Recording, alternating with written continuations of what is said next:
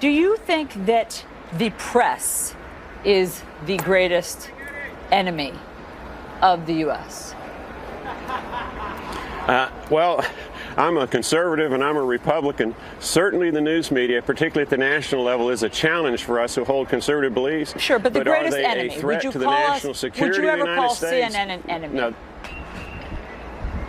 I would call CNN and most people in the media who have left-leaning bents a political foe, okay? Because they tend to be aligned with the Democrats versus the Republicans, so they're a political foe. Would I call them an enemy of our country? That's not the verbiage that I would use. I mean, I'm just getting to, obviously, that the president tweeted out that especially NBC and CNN, just let me just say it 1 second. I won't read the whole thing, that the media and the press are our country's biggest enemy, so easily promulgated by fools. And, you know, the reason that I ask you this, Congressman, is just because I remember last year after the tragedy there on the baseball diamond, we talked about how we were all going to make an effort to come together and show more unity and build bridges. And I'm just wondering if you think that kind of language accomplishes that.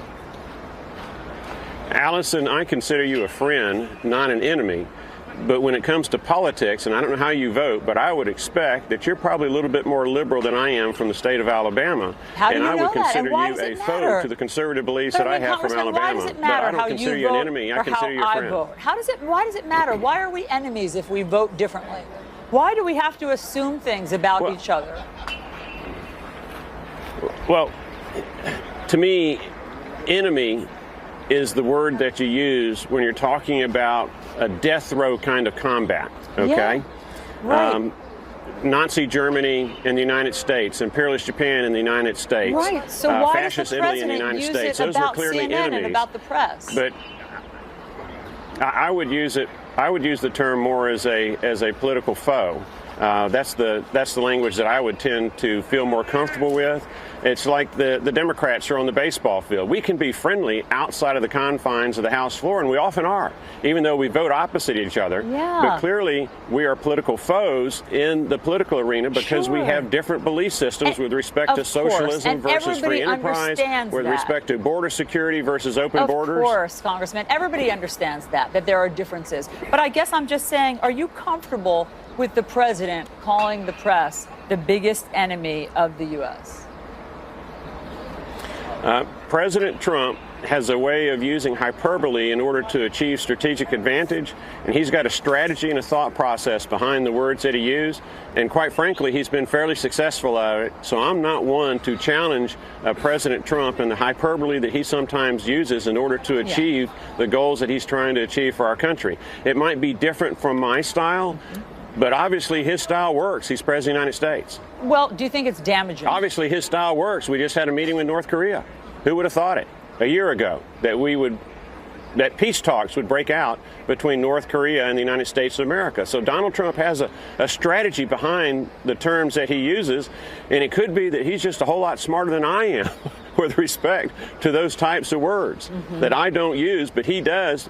And we've seen at least success with respect to North Korea, the beginning of what I hope will be peace breaking out on the Korean Peninsula sometime in the future. I understand. But do you think that it's damaging to call the free press in the United States the enemy? I don't think he was using that term in the kind of Mortal Kombat way that some people would perceive it. But in terms of the belief system that the President of the United States has, and the unfortunately, the news media, as you know, you tend to be under a 5 or 10 minute news cycle when it used to be 24-hour news cycle. When you've got that kind of pressure to scoop your competition, unfortunately, the homework that used to be done, say, 30, 40 years ago before the advent of the internet was much more thorough, and the news media was much more accurate in the things that they said. Trust me. Now, with a 5 and 10 minute or hour-long news cycle, the homework's not done and too many mistakes are made. But I'm not going to get into this Congressman, I mean, description listen, that President Trump has used. I wish that you could be here at 4 a.m. I'm here to play baseball today. I understand, but I wish you could be here at 4 a.m. to watch all of the homework that we're all doing and that all of our producers who come in here at midnight are doing for hours and hours to prepare for every one of our segments. But listen, we wish you the best. I'm sure you do that. We do, Congressman. We are fact-based. We button up our research as much as possible. And I just...